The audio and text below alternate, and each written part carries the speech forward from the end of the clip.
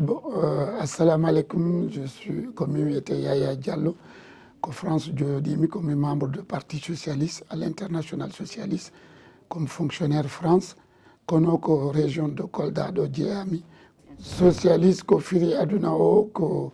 hunde ko kurel ngel andanda dental ngel andanda no jogi 193 temedere capanɗe jeenayi e tati leydi wondi membre e mum président on ko premier ministre espagnol sans cesse maintenant France premier secrétaire parti socialiste ko Olivier Faure mi woni adhérent parti o depuis années 83 ko honno woni golle maɓɓe ko parti politique ko andi ko ɓen ɗowtuno wano François Mitterrand woni président, François Hollande ko parti politique comme no Sénégal jogori ɗo parti socialiste jogori kadi Mali partout IBK en ɓe fof no tawano e ɗen kurelji Alpha Condé en ko ɗum woni organisation parti socialiste ko parti politique wawɗo wallude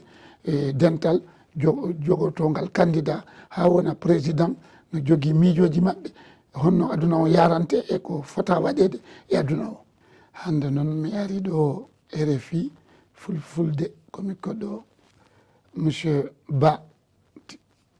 ko ɗum addimi ɗo waɗgol émission pour yewdugol e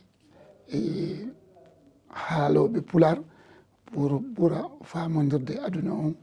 hokka on miijoji amen e miijoji aduna o honno yarante ko ɗum yinnomi mi salmini fof moɓe to woni e to jeeya.